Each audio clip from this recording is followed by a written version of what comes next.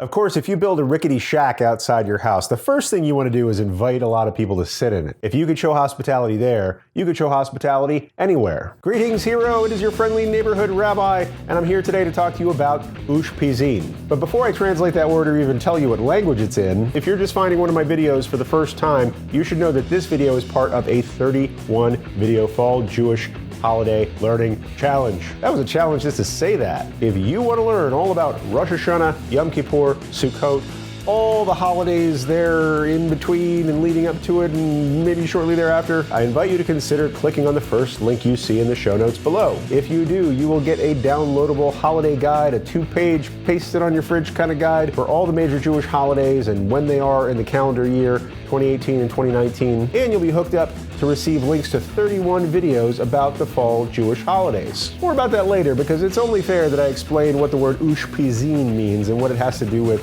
well, anything. Ushpizin is an Aramaic word for guests. And to explain why this word is so important for the holiday of Sukkot, I should first explain that one of the primary Jewish values is hospitality, taking care of a stranger, feeding the hungry, even if you don't know them that well. This harkens all the way back to Sefer Bereshit, the book of Genesis, where there's a story about Avraham Avinu, Abraham our father, resting outside of his tent. And just as he's in the middle of a conversation with God, 3 strangers show up and he says, "Excuse me, God, I got to go talk to these strangers," which is, might be rude, but God's like, okay, cool. He's being hospitable. And Abraham goes and invites these strangers into his house, puts on the dog. Actually, it was a calf. Probably didn't eat dog back then. Dog's not kosher, except Hebrew National hot dogs. But he puts out the spread of the best stuff because he doesn't know who these 3 dudes are. For him, these are just 3 people who crossed the wilderness and had needs. And he invited them in to wash their feet and fed them and just said, "Hey, you're like one of the family now." And they're like,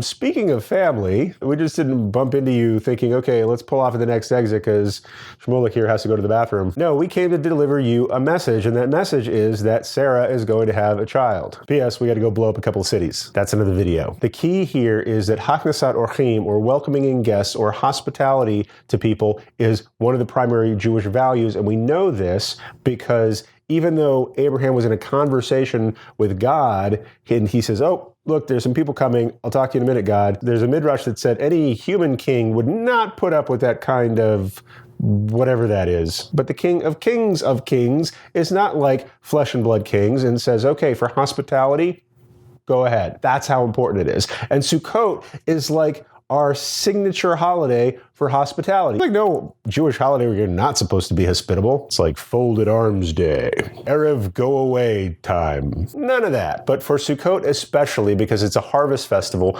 because it's celebrating the bounty that we got during the year, it's considered an especially auspicious priority to have guests into your home. And in fact, in about the 16th century or so of the Common Era, that's like the 1500s or something, with the development of Jewish mysticism through the auspices of Rabbi Isaac Luria and other people, there developed this mystical idea that on Sukkot, there are actually 7 spiritual guests that can come to our Sukkah. These spiritual guests are called the 7 shepherds of Israel. And these 7 guests are, roughly in birth order, Abraham, Isaac, Jacob, Joseph, Moses, Aaron, and David.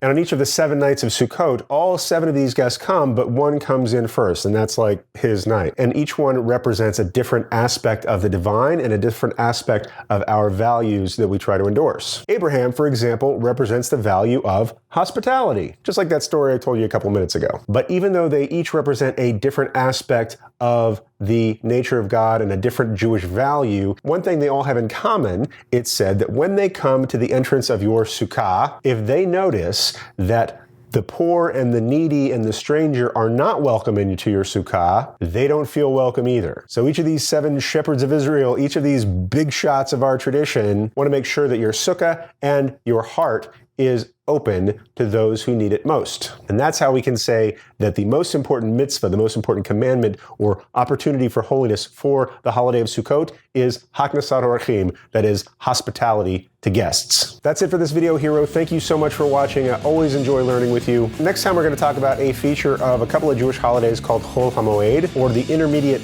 days of festivals. This happens on Sukkot, this happens also on Passover, and I'll tell you all about it, but to make sure that you see that video, make sure that you are clued in to all the different holidays this fall and all all the different aspects of them, I want you to please consider clicking on the first link in the show notes below, or point and click your pointy clicky device on this orange square down here. That way you'll get the downloadable guide to all the major Jewish holidays. You'll get links to all 31 videos in this series. You will go into the holiday celebrations fully informed, which means you will have a more meaningful experience and, God willing, a more joyful experience. Until next time, hero, peace.